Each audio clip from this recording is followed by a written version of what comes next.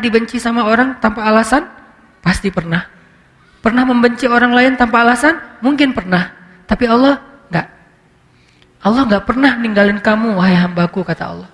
Aku enggak pernah ninggalin kamu. Apa buktinya? Kalau kita mau lihat-lihat nih masa lalu kita, teman-teman, ketika kita bikin dosa aja, Allah enggak ninggalin kita, coba. Apalagi ketika kita taat. Ketika kita bikin dosa, kita enggak sholat, kita banyak maksiat, kita sombong, kita ingkar, kita nggak ngerti agama, kita menjauh dari kebaikan, Allah nggak ninggalin kita, masih ditolong. Apa buktinya? Buktinya sekarang kita bisa hijrah. Siapa yang bikin kita hijrah kalau bukan Allah? Buktinya kita akhirnya sadar untuk taubat. Siapa yang menyadarkan kita kalau bukan Allah? Kok telat banget sih Ustaz disadarin? Enggak, dari sejak kita bikin dosa tuh Allah udah menyadarkan kita. Kita aja yang keras kepala, menolak peringatan dari Allah, menolak nasihat dari Allah, sering datang kepada kita. Tapi Allah nggak pernah meninggalkan kita. Padahal kita dosanya tuh cukup banyak, nggak ditinggalin sama Allah. Udah banyak dosa masih dipanggil sama Allah, dipanggil loh. Qul ya ibadiyalladzina asrafu ala anfusihim. Ya ibadi, wahai hamba-hambaku. Manggilnya lembut lah gitu. Kalau ayah manggil anaknya dengan bahasa lembut, ya bunayya.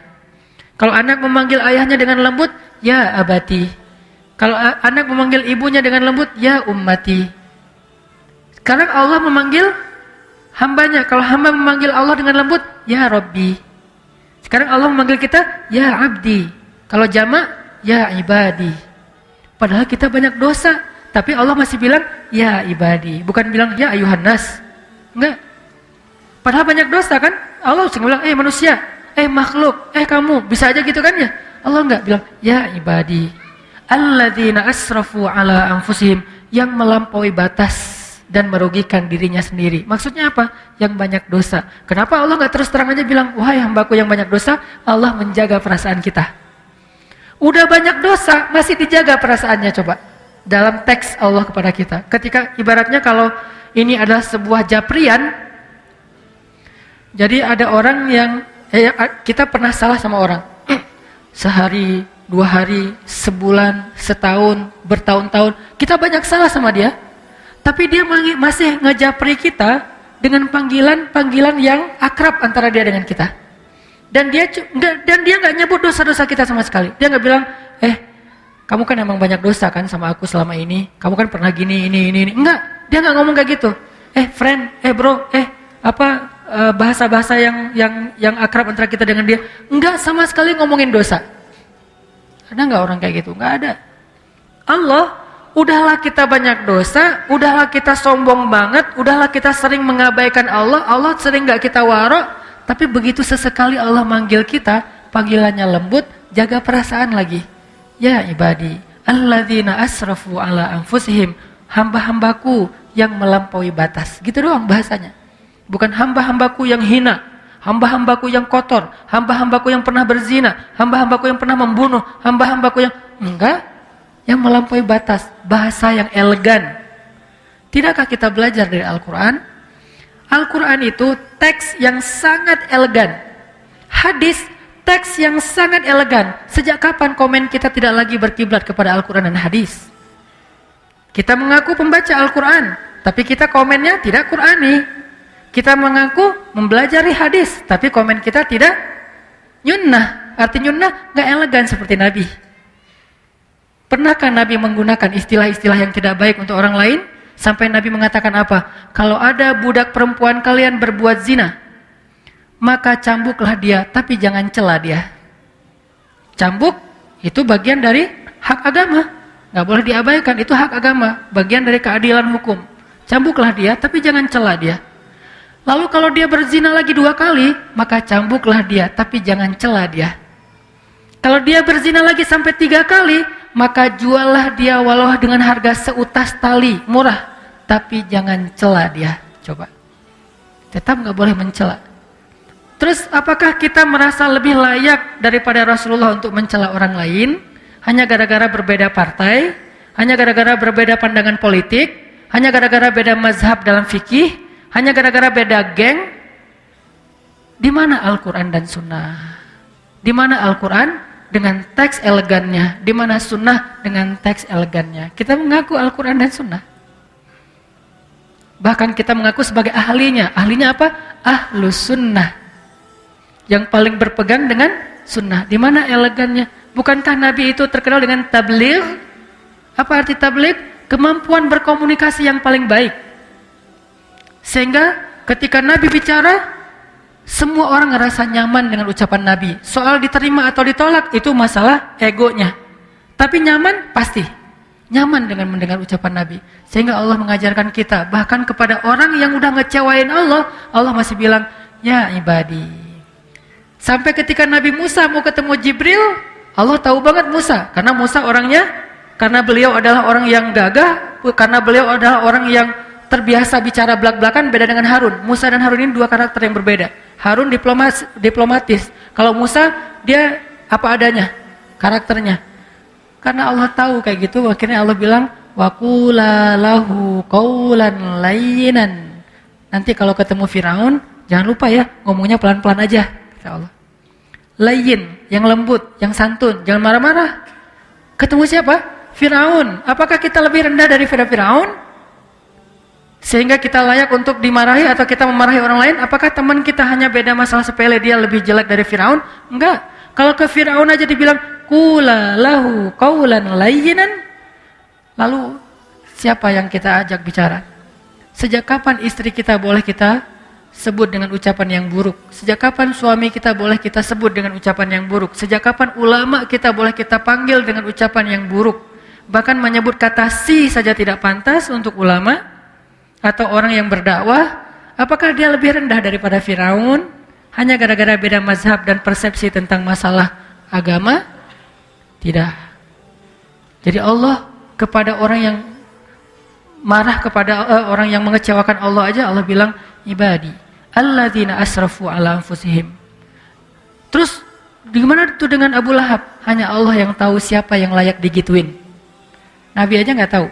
Nabi ketika turun ayat baru dibacain. Enggak Nabi duluan kan yang memanggil, dia Abu Jahal. Enggak, Allah yang nyuruh. Dia Abu Lahab, Allah yang nyuruh, tabban. Tapi kalau yang lain, Nabi enggak. Bahkan orang munafik aja dirahasiain namanya sama Nabi, coba. Yang tahu nama-nama orang munafik siapa? Huzaifah ibn Yaman. Sahibus sirri Rasulillah. Dialah yang menjaga rahasia Nabi, Huzaifah ibn Yaman. Nabi nggak ngasih tahu nama-nama orang munafik terus diposting, dirilis di media sosial biar semua orang tahu nih munafik ya, nih munafik, nih munafik. Enggak, kenapa? Karena Nabi tidak mau mencela orang lain. Cukup Huzaifah aja yang tahu. Kenapa? Biar nanti kalau ada apa-apa Huzaifah bisa mengambil sikap. Sampai Umar aja nanya ke Huzaifah, ya Huzaifah, kan Nabi ngasih tahu kepada kamu siapa daftar orang munafik. Kira-kira boleh nggak saya tanya satu hal? Apa Umar? Saya termasuk nggak di antara mereka? Umar aja khawatir. Saya termasuk nggak saya di antara orang munafik? Huzaifah tersenyum. Karena Huzaifah respect banget sama Umar dan pastinya Umar bukan orang munafik. Huzaifah nanya. Karena itu bukan rahasia kan? Enggak, wahai Umar, kamu nggak termasuk munafik lah. Alhamdulillah ya Allah. Gitu, dan itu bukan basa-basi teman-teman, bukan pencitraan. Kalau kita berada di posisi Umar nggak akan nanya kan? Kepedean banget kan, kita kegeeran. Masa sih gua munafik? Nggak, kayaknya nggak banget deh. Gitu kan ya? Umar, sekelas Umar bin Khattab, orang nomor 2 di sisi Rasulullah setelah Abu Bakar, itu masih ragu, saya munafik nggak ya? Huzaifah, saya termasuk nggak? Kata Huzaifah, enggak, wahai Umar, kamu nggak termasuk lah. Kata Umar, kalau gitu di antara pejabat saya ada nggak? Nah, kata Huzaifah, ada sih. Yang mana, yang mana? Rahasia. Nabi suruh saya menjaga rahasia, saya nggak akan ngebocorin. Ya udah deh, kalau gitu ntar saya juga tahu lah. Gimana caranya? Kalau ada pejabat Umar yang meninggal, Umar nggak akan datang mensolati dia kalau nggak ngelihat Huzaifah datang mensolati dia. Kalau Huzaifah nggak mensolati, oh berarti dia tuh emang munafik. Jadi caranya nunggu Huzaifah ibn Yaman sampai Huzaifah wafat baru nggak bisa lagi kedeteksi mana orang munafik. Sehingga di zaman sekarang tiba-tiba kita mengklaim orang lain munafik, tapi kalau kita mengatakan itu sifat nifak, ya munafik sama nifak beda teman-teman. Munafik itu orangnya, nifak itu sifatnya. Jadi tanda-tanda kemunafikan, tapi orangnya belum tentu disebut munafik. Tanda-tanda artinya jangan sampai kita mirip dengan tanda-tanda itu gitu. Makanya Allah bilang ya ibadi alladzina asrafu ala anfusihim la taqnatu min rahmatillah. jangan berputus asa dari rahmat aku, kata Allah.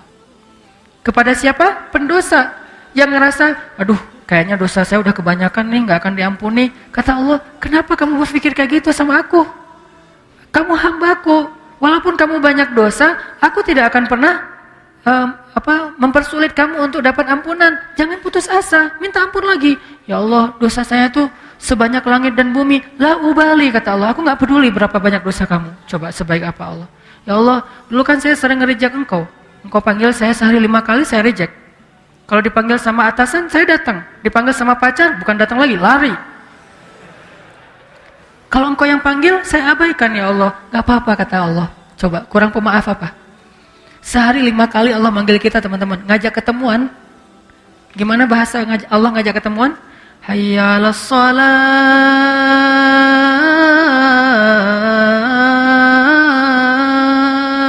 Hambaku, ketemuan yuk. Kalau bahasa kita kan? Bahasa resminya apa? Mari kita sholat. Sholat itu artinya apa? Ketemu Allah kan? Kalau kalian seolah-olah kalian melihat Allah, kalau tidak melihat, kalian yakinlah Allah melihat. Ketemuan gitu. Allah ngajak ketemuan, bahasanya kalau diterjemahin selama ini resmi. Saya lebih senang menerjemahkan bahasa daily kita lah. Arti hayya 'alas shalah dalam keseharian kita, yuk ketemuan yuk. Allah ngajak kita ketemuan. Padahal kita yang butuh Allah, Allah gak butuh kita, tapi Allah yang ngajak kita ketemuan. Hayya 'alas shalah.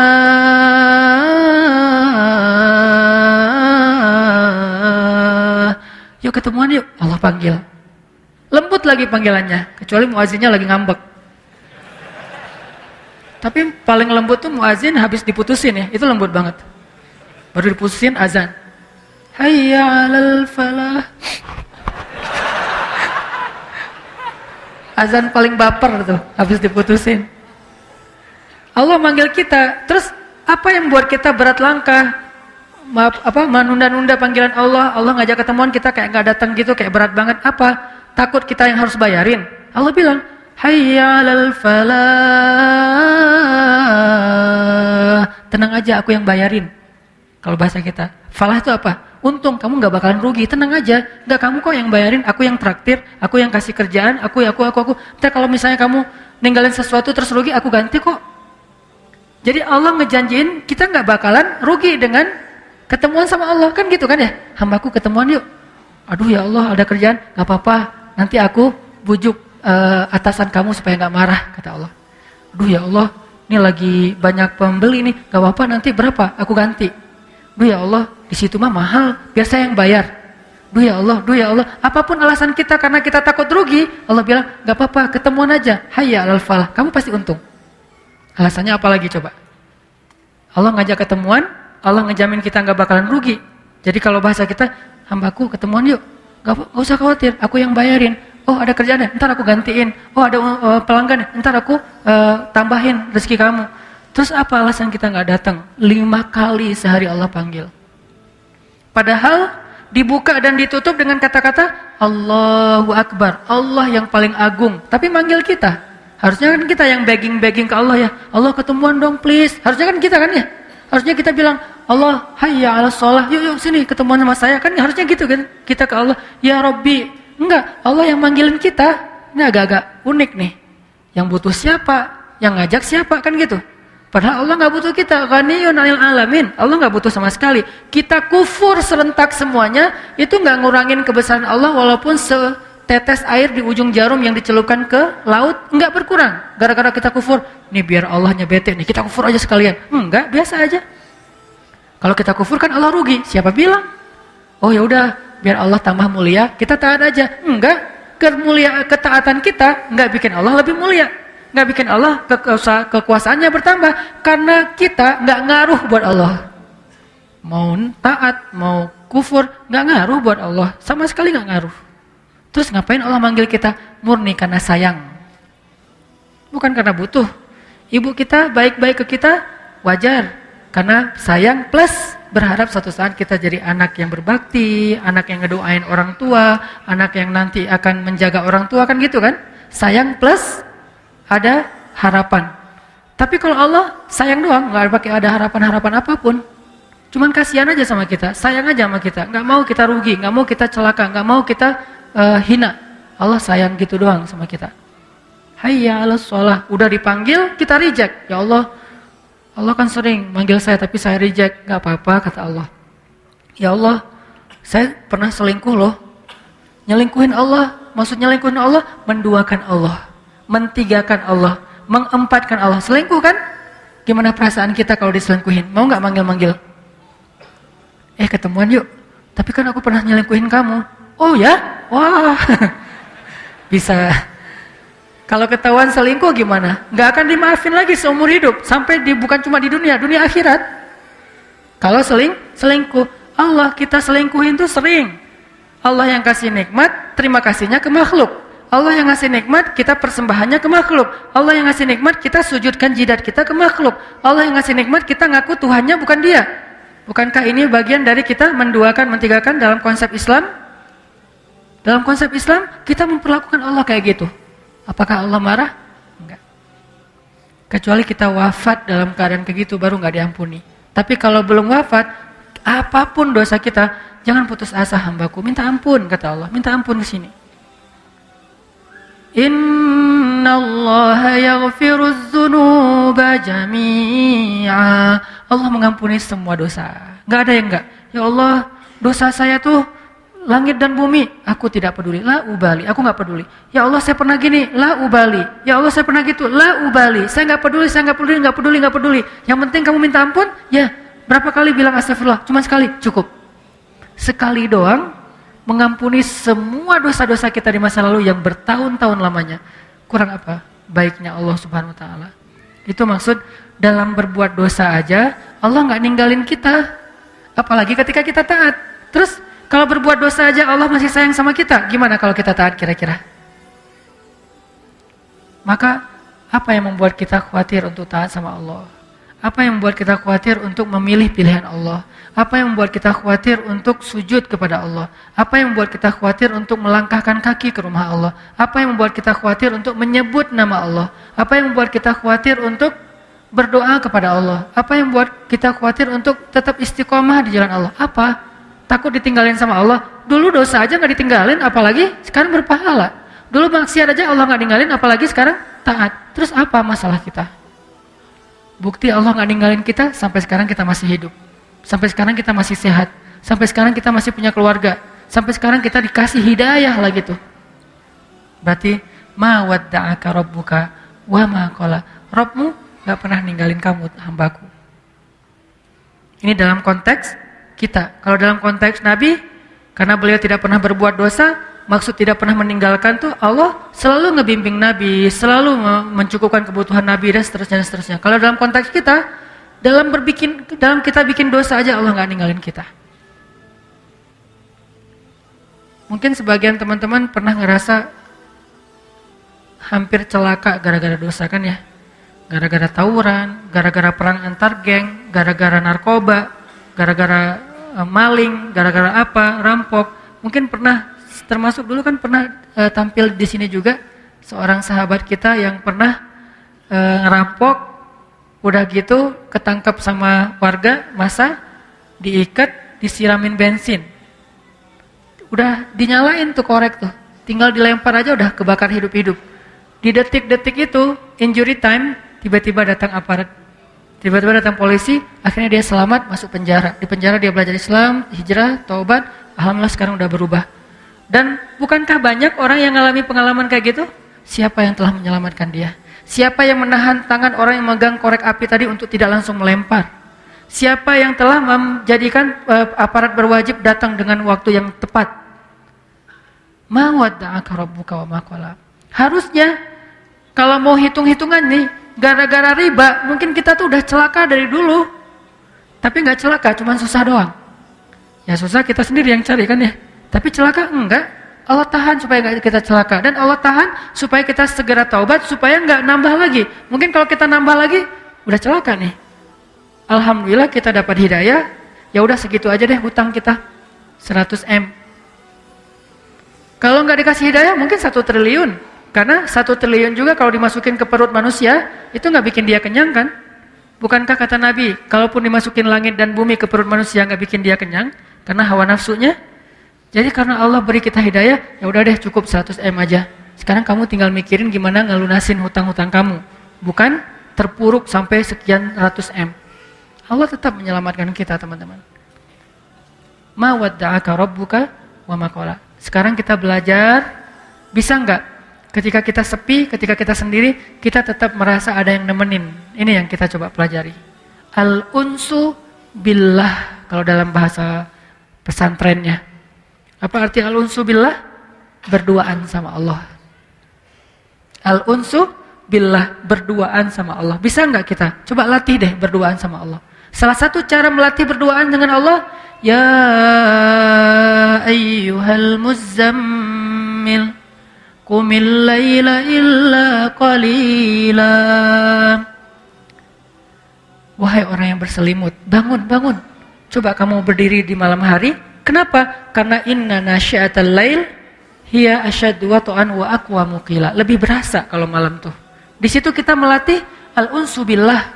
Sehingga kalau orang udah sukses melatih al-unsu billah, berduaan dengan Allah, dia mau kemana aja nggak gampang baperan ketika ditinggalkan orang lain, ketika dicuekin, ketika diabaikan, ketika. Enggak, kenapa? La tahzan, innallah ma'ana. Gak usah khawatir, gak usah sedih, ada Allah. Itu nggak akan berasa, teman-teman, kalau Allah itu nggak berarti dalam diri kita. Ya sih, tapi kurang. Katanya hasbunallah, tapi kok kurang? Nah, kita latih. Latihannya apa? Salah satunya dengan malam berdiri, kalau nggak hafal banyak ayat, buka. Boleh Ustaz baca Quran? Sebagian besar ulama mengatakan kalau sholat sunnah boleh. Saya mengambil pendapat itu. Buka, kita baca. Wadduha wal layli idza saja ma wadda'aka rabbuka wa ma qala walal akhiratu khairul laka minal ula. Ulangi lagi. Ma wadda'aka rabbuka wa ma qala. Ingat, tadi kata Ustaz Hanan maksudnya ini. Ingat lagi materi-materi ini. Ya, dulu waktu saya banyak dosa, Allah enggak ninggalin saya. Masa sekarang ditinggalin? Ma wadda'aka rabbuka wa ma qala. Dulu saya banyak dosa, Allah enggak ninggalin. Masa sekarang setelah saya hijrah ditinggalin? Ma wadda. Ulang-ulang ayat itu. Itu cara kita ngelatih berduaan dengan Allah. Romantis sama Allah. Kalau bahasa sosmednya ngejapri Allah. Bukan sekedar rame. Kita ada ibadah sifatnya kolosal, sholat berjamaah. Ada ibadah yang sifatnya personal touch, privasi banget, cuman berdua dengan Allah aja. Qiyam, malam hari, duduk, tilawah. Atau habis subuh, latihan yang lebih ringan lagi habis subuh. Atau duha. Karena bangunnya mungkin jam 9, oke lah. Walaupun kurang oke sih sebetulnya. Habis subuh, Aisyah itu melatih berdoa, bukan melatih lagi, mengamalkan berduaan dengan Allah habis subuh. Karena biasanya Aisyah itu kan habis subuh dengan Nabi ya. Habis subuh bantuin Nabi, habis subuh jalan sama Nabi, jalan pagi gitu, habis subuh ngerjain apa dengan Nabi. Sekarang apa? Habis subuh Nabi udah wafat. Aisyah sendiri, dia kangen sama Rasulullah. Dia kangen dengan suaminya, dia kangen dengan nabinya, dia kangen dengan kekasihnya. Nggak ada, karena udah wafat. Ngapain? Habis subuh Aisyah tilawah satu ayat. Satu ayat sampai zuhur. Satu ayat. Famanallahu alaina wa waqana adzabas samum. Tadabbur, nangis, sujud, doa. Baca lagi. Famanallahu alaina wa waqana adzabas samum. Nangis lagi, sujud lagi, doa. Faman, gitu aja terus. Dari mulai habis subuh sampai zuhur, satu ayat. Apa arti ayatnya? Ayatnya tentang Allah baik banget sama kita. Dulu kita dalam keadaan tidak paham agama, Allah yang memahamkan kita. Dulu kita berada di tepi jurang neraka, Allah menyelamatkan kita. Dulu kita begini, sekarang begini. Famanallahu alaina wa waqana adzabas samum. Ayatnya bebas, yang mana aja, sesuai dengan kasus atau masalah kita masing-masing. Coba rasain berduaan dengan Allah itu senikmat curhat dengan makhluk. Harusnya lebih sih, tapi latihan gak apa-apa deh. Berduaan dengan Allah itu kayak berduaan dengan pacar halal. Berduaan dengan Allah itu kan kita kalau lagi pengen berduaan sama pacar halal kita, istri atau suami kita, gak mau diganggu orang ya. Bahkan kalau ketemu orang di kayak lagi makan di kafe, tiba-tiba ketemu teman, itu kayak, aduh, kok sekarang sih ketemu dia kan lagi pengen berdua tuh, terus orang itu nggak paham lagi tuh, wah kebenaran nih, aku satu meja ya, ngeganggu ya. Ada orang kan agak-agak nggak pengertian nih, akhirnya dia duduk bareng kita, kita diem aja dia, wah heboh sendiri. Nah kita bisa nggak gitu, ketika lagi berduaan sama Allah, nggak mau diganggu. Ada waktu seperti itu, tapi ada waktunya kita memang dengan makhluk. Dengan manusia, hablum minan nas. Tapi ini ada waktunya pengen berduaan aja sama Allah. Sampai Nabi juga ketika mau berduaan sama Allah, Nabi di masjid, nggak di rumah sholatnya. Padahal kalau di rumah bisa aja, tapi beliau ke masjid biar nggak ada yang gangguin. Ini teman-teman, ma wadda'aka rabbuka wa ma qala. Insyaallah pada kesempatan yang akan datang kita lanjutkan kalimat yang lain dari surat At-Tuha. Mudah-mudahan satu demi satu ayat yang kita fahami ini bisa jadi fast charging iman kita. Kan fast charging itu nggak butuh panjang-panjang ya. Satu ayat langsung ngecas. Nah ini namanya fast charging. Coba nanti diulang ayat ma wadda'aka rabbuka wa ma qala. Mudah-mudahan itu bisa bikin kita la tahzan, nggak usah khawatir. Innallaha ma'ana. Allah bersama kita. Itu aja yang bisa saya sampaikan. Semoga Allah Subhanahu wa taala memberi kita taufik setelah hidayah. Artinya setelah kita faham kita bisa mengamalkan. Dan semoga Allah Subhanahu wa taala menambahkan untuk kita kebaikan setiap bertambah ilmu, dan kebaikan itu menjadi bermanfaat buat orang-orang di sekitar kita.